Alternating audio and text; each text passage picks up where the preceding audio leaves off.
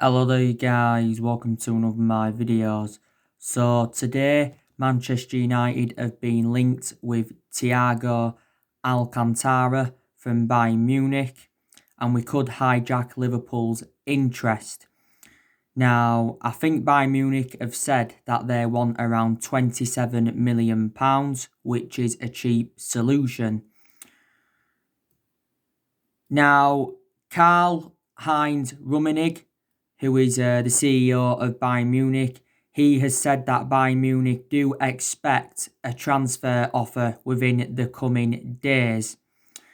Now, I think it did say that Liverpool are refusing to meet Bayern Munich's asking price, but I think Liverpool are emerged as the favourites to sign the player. Liverpool did recently sign Tsitsipas from Olympiacos for around £13 million. Obviously, Liverpool do want to make a couple of more signings to continue their dominance. Obviously, last season won the Premier League. It was their first ever Premier League, and they did end their 30-year drought. They've also let players go in this summer transfer window. They let Nathaniel Klein go. Adam Lallana, of course, left them. I think he went to Brighton. And they obviously sold Dejan Lovren to Zenit St. Petersburg. Now, Thiago Alcantara is a pretty good player. He has been a long-serving player at Bayern Munich. I think he's endured 7 seasons with them.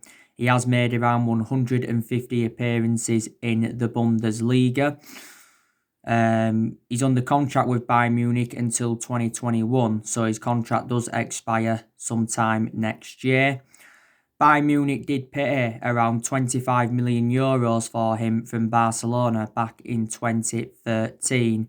I think in total, Thiago Alcantara has won around 16 major honours with Bayern Munich. His versatility is very, very good. He's predominantly a box-to-box midfielder, but he can also be deployed as an attacking midfielder, and he can also play as a holding midfielder. I think, very, very good with both feet, very energetic. Passing ability also very, very good, and I think if he did come to the Premier League, he would exceed expectations. But to be honest with you, I'm sceptical that Thiago will come to Manchester United.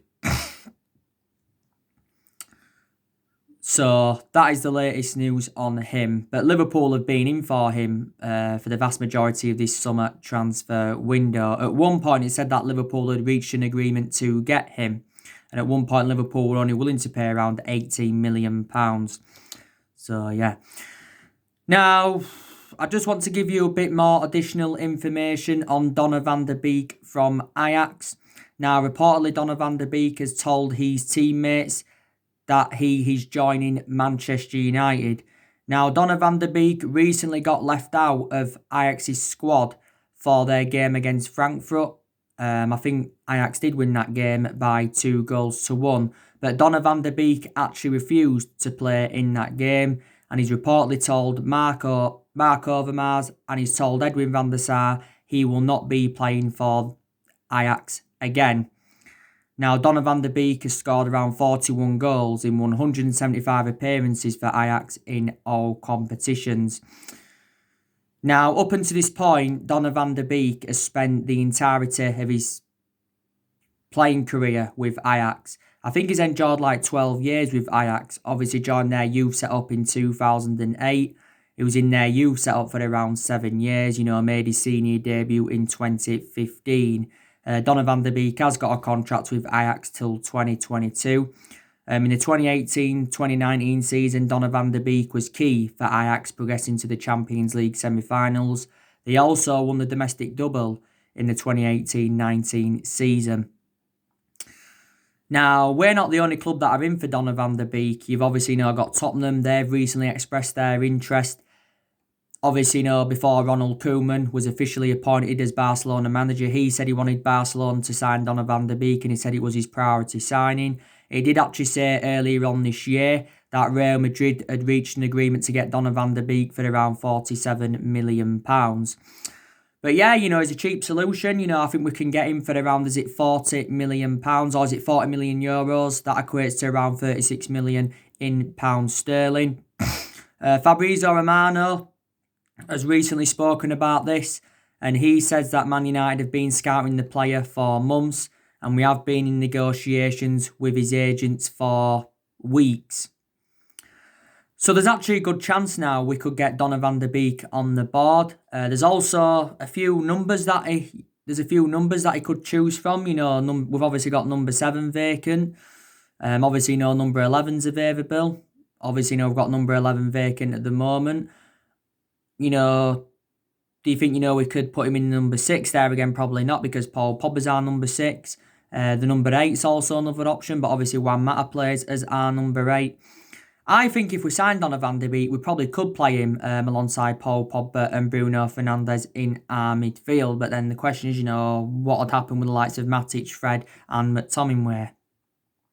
Donny van de Beek, by the way, is only the age of 23. But Edwin van der Sar did make an admission earlier on this year saying that Donny van de Beek will be allowed to leave for a suitable fee. Erik ten Hag, who is the head coach of Ajax, he said that Donny van de Beek will also be leaving. Ajax have let quite a few of their players go in recent years. Don't forget they let Hakim Ziyech go to Chelsea back in February. They let Frankie de Jong obviously go to Barcelona last summer. They also let Matthijs de Ligt go to Juventus. But I'd be very, very, excited about the prospect of Donny van de Beek coming in if we signed him, because I think he would complement our midfield and he would dramatically improve. As I know he hasn't played in the Premier League as yet, but if he comes to the Premier League, I think he will exceed expectations. Donny van de Beek is a much cheaper solution than Jack Grealish.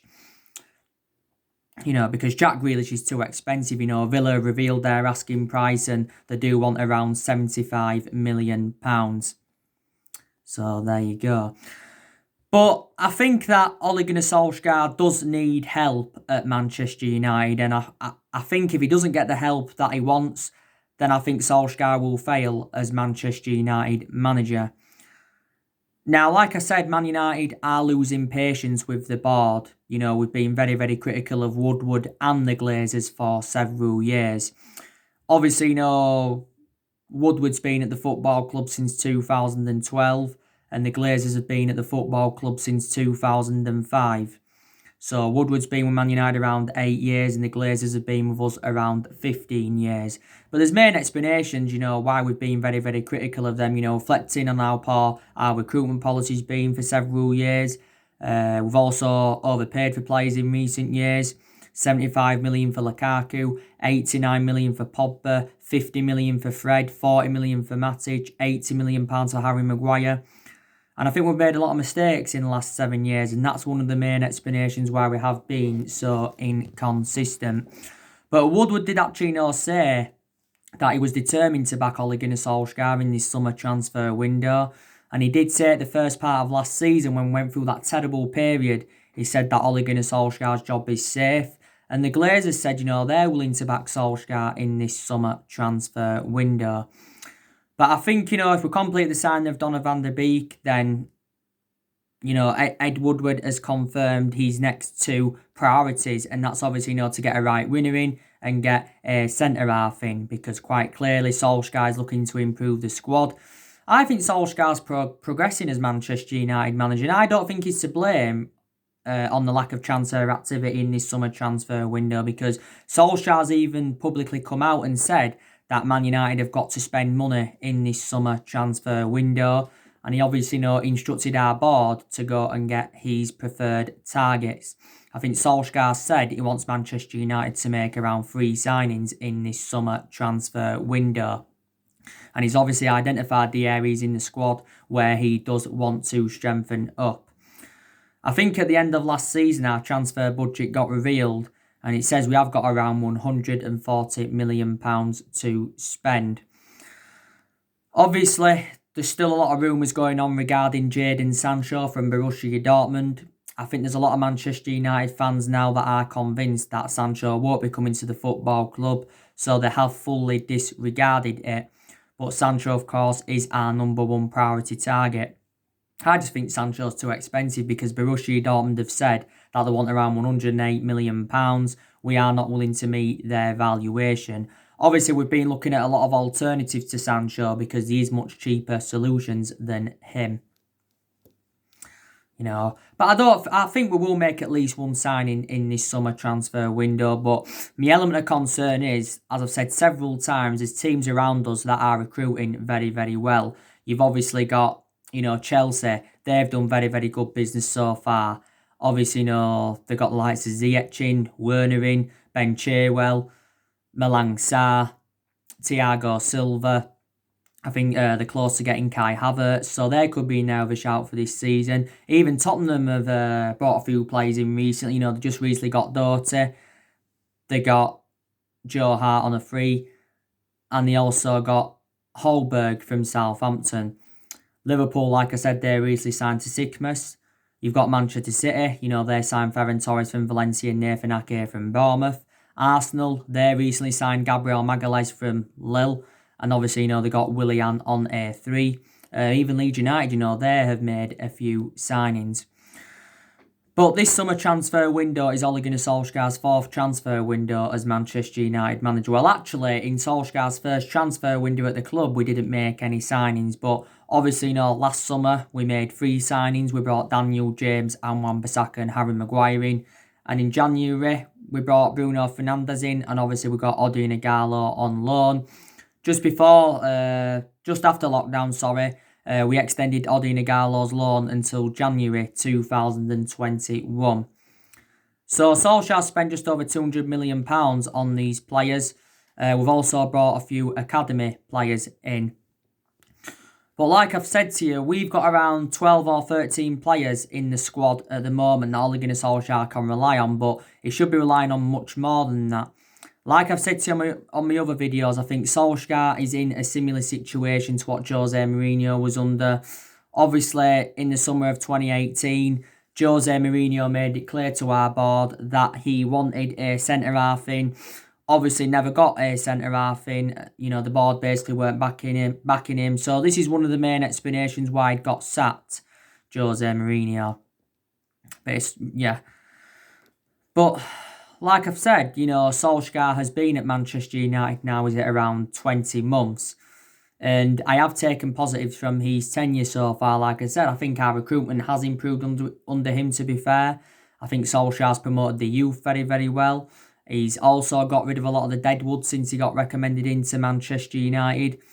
We have seen players like Sanchez leave, Lukaku, Herrera, Fellaini, Angel Gomez, Darmian, Valencia, Young, obviously loaned a few players out. We loaned Smalling and Rojo out, don't forget, but obviously now they are back at Manchester United. And I think, there's definitely players that have improved under the Solskjaer era. There really, really is. I think Martial's improved under him. Rashford's improved under him. The likes of Fred, Matic, McTominay, they've all improved under him. I think Luke Shaw's also really, really improved under him. So yeah, there's definitely positives to take, but there is still improvements needed at Manchester United. I think Solskjaer's decision making's got to improve. I think there's aspects of our game that I've got to improve, and there's certain players that I've definitely got to step up to the plate. But Solskjaer's got big decisions to make at Manchester United. He's not only got to focus on what players he's going to bring in, he's also got to focus on what players he's going to get rid of, because quite frankly, these still deadwood at the football club. We could get rid of up to 10 players in this summer transfer window. Obviously, we're looking to get rid of Jesse Lingard. We're looking to get rid of Andres Pereira. We're looking to get rid of Chris Smalling, Rojo and Jones. I think we're also looking to get rid of Diego Dalot. Some United fans will say we need to get rid of Bay. Some United fans will say we need to get rid of Victor Lindelof. Obviously, Sergio Romero is open to leaving Manchester United. But obviously, we sell players, will generate money, and it will help us with our rebuilding process. Like I said, Dean Henderson must be our number 1 goalkeeper this season, because I think now Dean Henderson is reliable enough to become our number 1 goalkeeper. Because I think now Dean Henderson has got that experience behind him. He really, really has. Because he recently enjoyed 2 successful loans with Sheffield United, and he has been Sheffield United's player of the season. Dean Henderson's been part of the club for several years, because don't forget, we got him at the age of 14. We had the good news regarding Dean Henderson recently, because he recently signed a 5-year contract on Man United with an option of a further year. So he's under contract with the club till 2025, and now Dean Henderson is on around 120 grand a week at the football club. So his wages have doubled because it was only last year that Dean Henderson had signed a new deal with around £60,000 a week. But Solsjaer did say that Dean Henderson's not yet ready to become number one. He probably, he could be our number one for this season, but that's what he said before anyway. And he said he wants David De Gea to remain number one at least for this season, because obviously De Gea has been our number one goalkeeper for several years. This season will be David De Gea's 10th season at Manchester United. But he is facing a bit of a goalkeeping dilemma, like Solskjaer said during our Europa League campaign. Now, everything is going on at Man United at the moment, this summer. But we've had some positive news, haven't we, recently? Like I said, we've got Brandon Williams injured. We recently had the incident with Harry Maguire. It said Wan-Bissaka is likely to miss the start of pre-season training because he recently travelled to Dubai, and I think he's quarantined for 14 days. Rashford recently got an ankle injury. He sustained his ankle injury, I think, in our 2-1 defeat to Sevilla in the Europa League semi-final. He had a back injury for us last season, did Rashford, but he's a doubt anyway for England's games against Iceland and Denmark. Recently, Paul Pogba got tested positive for coronavirus. But yeah, like I said, things will. If we sign Donny van der Beek, then that's a start, and it'll put more confidence into Man United, and then we'll probably end up then getting a few more signings on the board, because quite frankly, Donny van der Beek is not enough. But that will be positive news if we do officially sign Donny van der Beek. It really, really will.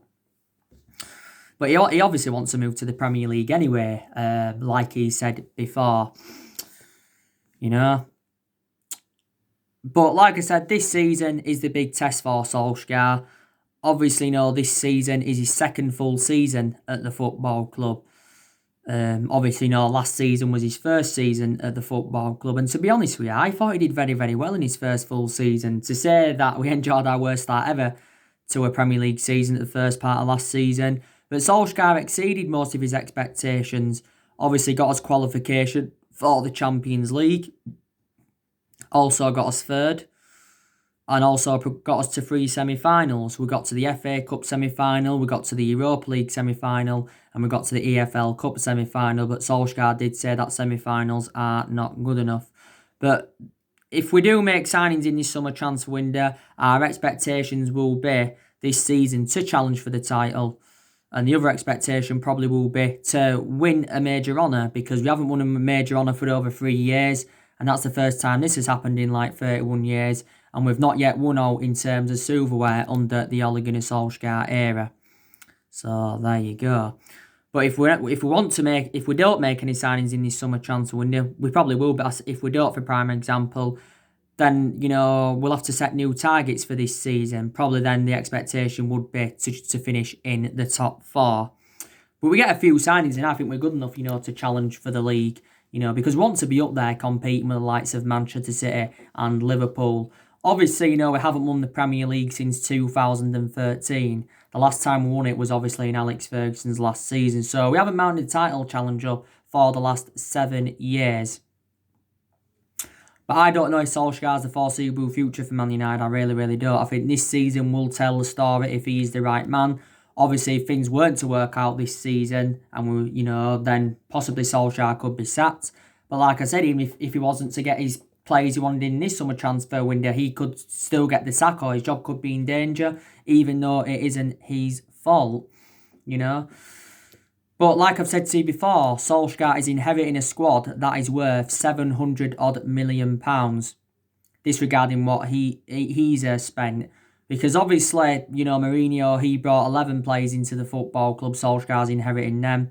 And Mourinho spent around, was it 400 million or just under 400 million pounds on these players?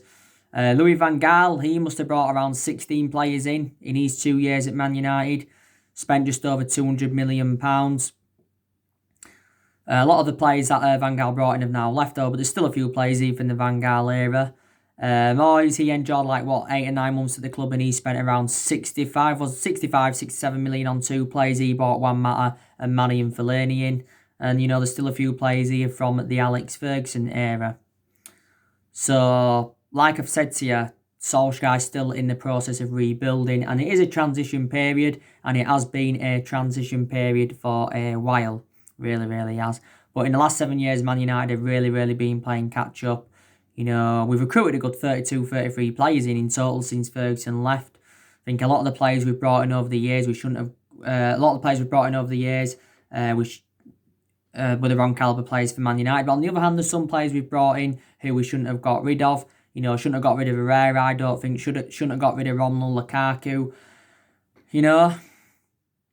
And, you know, we've only won 3 trophies in the last 7 years, and that was the FA Cup under Van Gaal and the Europa League and League Cup under the Jose Mourinho era. In the entirety of our history, we have won 45 trophies.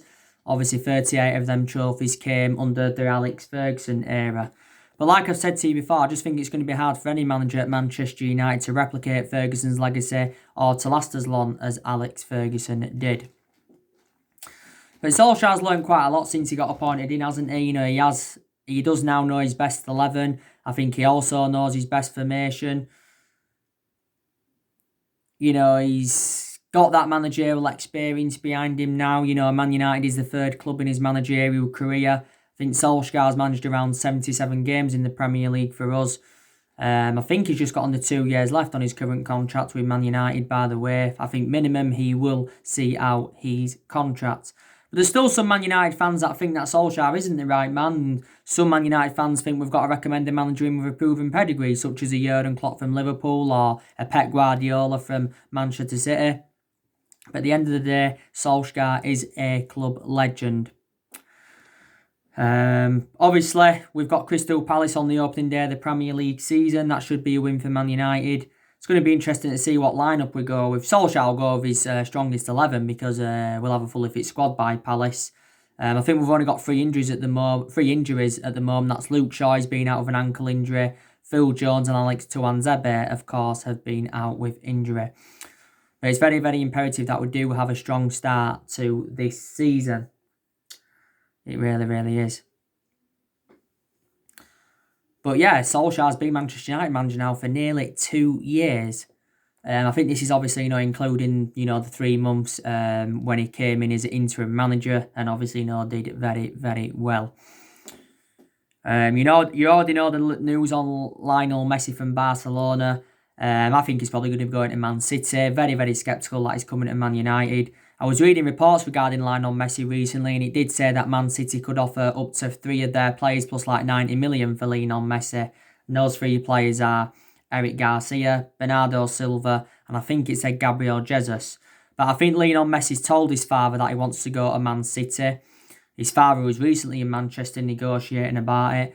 Lionel Messi did have around the 630 odd million release clause, but according to Barcelona, that has now expired. So yeah. So anyway, guys, that's everything to update you today. Drop your comments, likes below on the channel. If you do, consider subscribe as always, and take care. God bless, and I'll see you all again very, very soon.